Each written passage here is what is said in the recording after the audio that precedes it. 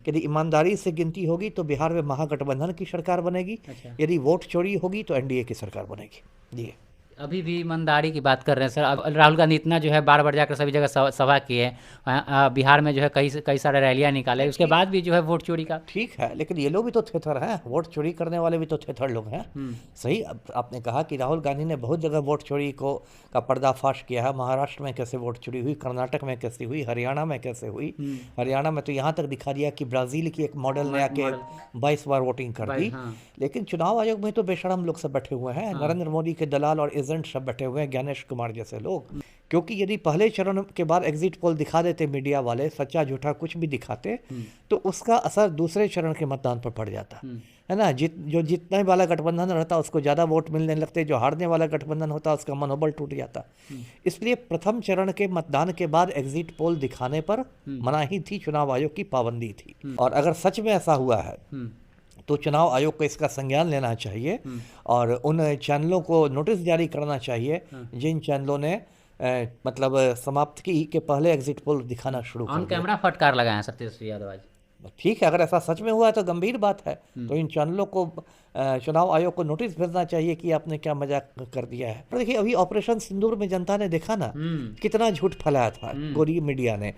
इस्लामाबाद पर कब्जा हो गया, कराची धुआं धुआं हो गया, लाहौर में भारतीय सेना घुस गई, बलूचिस्तान आज़ाद हो गया, शहबाज शरीफ हिरासत में। कल की बात से धर्मेंद्र सर को जो है बताइए, बॉलीवुड का स्टार है धर्मेंद्र, हाँ। और उसके बारे में टीवी चैनलों ने आरआईपी विनम्र श्रद्धांजलि विनम्र श्रद्धांजलि, और उसका शाम में दिखाया कि उनकी हालत सुधर रही है। बताइए, अब उनको अस्पताल से छुट्टी दे दी गई, धर्मेंद्र घर भी चले गए। तो आपकी क्या विश्वसनीयता रह गई। बिहार की जनता को सर एग्जिट पोल पर विश्वास करना चाहिए या नहीं करना चाहिए? नहीं करना चाहिए। देखिए, वही मैं बता रहा हूँ। देखिए, चुनाव के नतीजों को लेके सट्टेबाजी, जिसको इंग्लिश में बेटिंग कहते हैं, चुनाव पे भी हाँ, एक किस्म का जुआ होता है। जैसे कुछ सट्टेबाजी तो होता है क्रिकेट मैचों को लेके कि कौन जीतेगा कौन हारेगा, उसी तरह चुनाव नतीजों पर भी सट्टेबाजी होती है। जैसे राजस्थान का फलौदी बाजार सब बहुत मशहूर है, वहाँ पर सट्टेबाजी होती है कि कौन जीत रहा है, कितने सी। तो ये जो टीवी चैनल्स होते हैं, बहुत सारे चैनल्स जो होते हैं उनका सट्टेबाजों के साथ आप कह सकते हैं सांठगांठ रहती है। और उसके बाद वो सट्टेबाजों के कहने पर उनके अनुकूल दिखाते हैं। बिहार में दोनों चरण जो समाप्त हो चुकी है, 2 चरण चुनाव होना था, दोनों चरण समाप्त हो चुकी है। अब रिजल्ट आने वाला 14 तारीख को रिजल्ट आने वाला। उससे पहले जो एग्जिट पोल जो है तरह तरह के सामने आ रहे हैं। अलग अलग मीडिया चैनल जो है अलग अलग एग्जिट पोल निकाल करके जो है सामने पेश कर रहे हैं। इस पर जो तेजस्वी यादव का भी है, तेजस्वी यादव का जो है आज प्रेस कॉन्फ्रेंस था। तेजस्वी यादव काफ़ी गुस्से में नजर आ रहे थे और तरह तरह के जो है मीडिया वालों को जो वहाँ पे डांटने का भी जो है उन्होंने काम किया। हमारे साथ पूर्व IPS अमिताभ दास जी हैं, बातचीत करेंगे। सबसे पहले स्वागत है सर जी। धन्यवाद आपका। सबसे पहले सर हमारे दर्शकों को ये बताइए, एग्जिट पोल होता क्या है, इसको विस्तार रूप से बता दीजिए। बहुत लोग जो सस्पेंस में रहते हैं कि एग्जिट पोल क्या होता है, कैसे निकलता है और क्यों निकाला जाता है। देखिए, 2 चीज़ें होती है, एक होता है ओपिनियन पोल और एक होता है एग्जिट पोल, है ना। तो ओपिनियन पोल और एग्जिट पोल में मेन फ़र्क ये है कि एग्जिट का क्या मतलब होता है, निकास।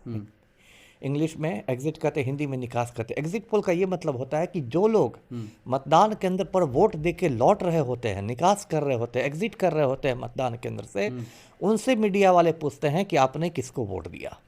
ऐसे तो वोट अपना आपकी गोपनीय अधिकार है, कोई आदमी रिफ्यूज़ भी कर सकता है कि मैं आपको क्यों बताने जाऊं, लेकिन बहुत लोग बता देते हैं कि हाँ मैंने उसको वोट दिया, मैंने लालटेन को दिया, मैंने हाथ को दिया, बता देते हैं। तो चूंकि वो मतदान केंद्र से एग्जिट के समय वो पूछा जाता है, इसलिए उसको एग्जिट पोल कहते हैं जी। और एग्जिट पोल में देखिए क्या होता है कि अभी जैसे बिहार में 2 चरणों में चुनाव हुए, 6 तारीख और 11 तारीख को। तो पहले चरण के बाद एग्जिट पोल पर पाबंदी थी, क्योंकि यदि पहले चरण के बाद एग्जिट पोल दिखा देते मीडिया वाले, सच्चा झूठा कुछ भी दिखाते, तो उसका असर दूसरे चरण के मतदान पर पड़ जाता है ना। जो जीतने वाला गठबंधन रहता उसको ज़्यादा वोट मिलने लगते, जो हारने वाला गठबंधन होता उसका मनोबल टूट जाता। इसलिए प्रथम चरण के मतदान के बाद एग्जिट पोल दिखाने पर मनाही थी, चुनाव आयोग की पाबंदी थी। लेकिन कल यानी 11 तारीख को जब दूसरा और आखिरी चरण समाप्त हो गया तो फिर एग्जिट पोल दिखाया जाने लगा जी। हालांकि समाप्त भी नहीं हुआ तो उससे पहले ही एग्जिट पोल दिखाया जा रहा था। अब ये तो एक अलग विवाद है और इसको तेजस्वी यादव ने उठाया है, विपक्ष के नेता ने। और अगर सच में ऐसा हुआ है तो चुनाव आयोग को इसका संज्ञान लेना चाहिए और उन चैनलों को नोटिस जारी करना चाहिए जिन चैनलों ने मतलब समाप्ति के पहले एग्जिट पोल दिखाना शुरू कर दिया। ऑन कैमरा फटकार लगाए हैं सर तेजस्वी यादव आज। ठीक है, अगर ऐसा सच में हुआ है तो गंभीर बात है। तो इन चैनलों को चुनाव आयोग को नोटिस भेजना चाहिए कि आपने क्या मजाक कर दिया है। ये तो गैर जिम्मेदारी वाली काम हुई ना। इसका मतलब तो आप चुनाव को प्रभावित करना चाह रहे हैं। जी, बिहार की जनता को सर एग्जिट पोल पर विश्वास करना चाहिए या नहीं करना चाहिए? नहीं करना चाहिए। क्यों देखिए, वही मैं बता रहा हूँ। देखिए क्या है कि आप पहले का अनुभव देखिए ना। पिछले साल जब लोकसभा चुनाव हुए थे तो एग्जिट पोल्स जो आए थे उसमें ज़्यादातर चैनलों ने क्या दिखाया था, भाजपा को 350 के आसपास सीटें दी थी, है ना। एक दो चैनल तो इतना जोश में आ गए थे कि उन्होंने 400 सीटें दे दी थी, है ना। और 4 जून को जब नतीजे आए पिछले साल, तब क्या हुआ, तब भाजपा 240 पर अटक गई। जो 272 का सामान्य बहुमत का आंकड़ा है लोकसभा में, उसको भी नहीं छू सकी। तो एग्जिट पोल का तो मतलब टाँय फिस हो गए। तो और उसमें देखिए बहुत लोग का पैसा भी पिछली बार डूबा, क्योंकि जब इतना 350 और 400 सीटें दिखा दी तो उन लोग को लगा कि अब इसे शेयर मार्केट में उछाल आएगा, तो बहुत लोगों ने पैसे लगा दिए शेयर मार्केट ये भी में। होता है सर? ये भी होता है। कैसे सर, इसको थोड़ा विस्तार से बताइए। ज़्यादा देखिए क्या होता है कि शेयर मार्केट जो होता है, जो बॉम्बे का स्टॉक एक्सचेंज है, उसमें शेयर में उछाल और मतलब गिरता रहता है, उछलता रहता है। अच्छा। है ना। तो मान लीजिए आप ये लंबी बात हो जाएगी ना, संक्षेप में मान लीजिए आपने 100 रुपये का शेयर खरीदा, तो यदि उसमें उछाल आ गया तो वो शेयर आप 200 में बेच देंगे, और गिर गया तो वो 50 के लायक भी नहीं रहेगा। अच्छा। तो जब एग्जिट पोल और नतीजों के बीच 2-3 दिन थे, जैसे इस बार भी 2-3 दिन है ना, तो उसमें जिन लोगों को लगा कि 350 सीटें मिल रही है, भाजपा को 400 सीटें मिल रही है, उन लोगों को लगा कि अब शेयर मार्केट में तेजी आ जाएगी। अब भाई बहुत शेयर खरीदो भाई, और एकदम बहुत भागेगा शेयर का दाम, तो ज़्यादा में बेच देंगे हम। और यहाँ उल्टा हुआ, शेयर औंधे मुंह धड़ाम से गिर गए जब भाजपा 240 पर अटक गई। तो जितने लोग उन्हें शेयर खरीदे थे सबको बहुत नुकसान हो गया जी। तो यानी ये मीडिया के साथ गैम्बलिंग मिल करके जो किया जाता है, ये काम होता ही है। और एक इसका दूसरा भी पहलू है, वो है कि शेयर मार्केट को हटा दीजिए, सट्टेबाजी भी होती है। चुनाव के नतीजों को लेके सट्टेबाजी, जिसको इंग्लिश में बेटिंग कहते हैं, चुनाव पे भी। हाँ, एक किस्म का जुआ होता है। जैसे कुछ सट्टेबाजी तो होता है क्रिकेट मैचों को लेके कि कौन जीतेगा कौन हारेगा, उसी तरह चुनाव नतीजों पर भी सट्टेबाजी होती है। जैसे राजस्थान का फलौदी बाजार सब बहुत मशहूर है, वहाँ पर सट्टेबाजी होती है कि कौन जीत रहा है, कितने तो ये जो टीवी चैनल्स होते हैं, बहुत सारे चैनल्स जो होते हैं उनका सट्टेबाजों के साथ आप कह सकते हैं साँठगांठ रहती है। और उसके बाद वो सट्टेबाजों के कहने पर उनके अनुकूल दिखाते हैं। इसलिए देखिए एग्जिट पोल सबकी कोई विश्वसनीयता नहीं है, बेसिकली झूठ की खेती है। और देखिए अभी ऑपरेशन सिंदूर में जनता ने देखा ना कितना झूठ फैलाया था गोरी मीडिया ने।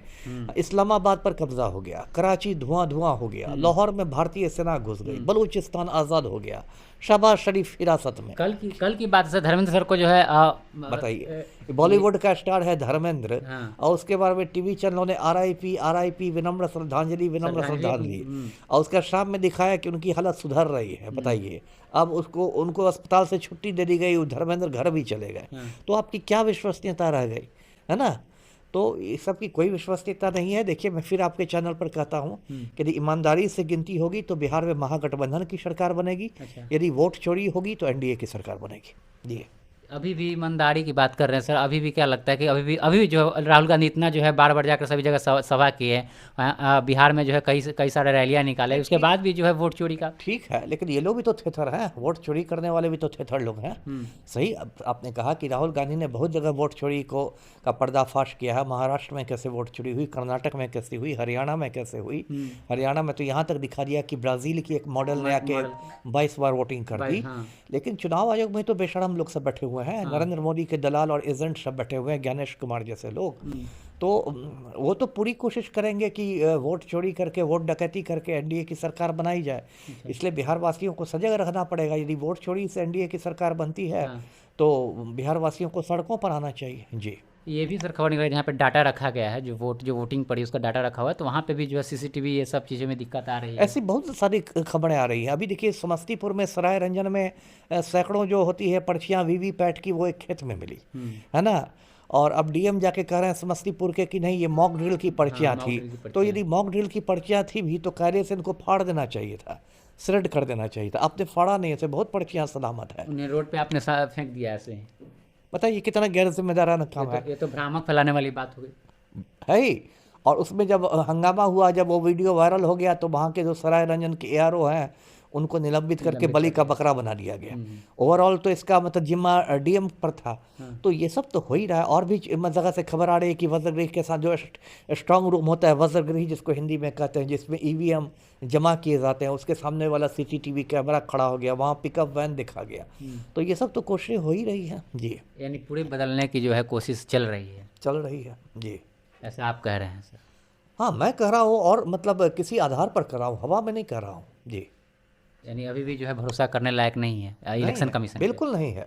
तो चुनाव आयोग का तो देखिए, आप सोशल मीडिया पर जाएंगे, चुनाव आयोग का नाम लोगों ने चुनाव आयोग रख दिया है। वो मतदाताओं को चूना लगा रहा है। हाँ। और राहुल गांधी ने तो इतने तथ्यों और सबूतों के आधार पर दिखाया है कि कैसे हरियाणा में वोट चोरी हुई, कैसे कर्नाटक में वोट चोरी हुई, कैसे महाराष्ट्र में वोट चोरी हुई, और कहीं भी चुनाव आयोग ने उसका संतोषजनक जवाब नहीं दिया है जी। तो ऐसे में तो कभी जो विपक्ष सत्ता में नहीं आएगी फिर, अगर इसी तरह सर वोट चोरी होते रहे तो। वही है।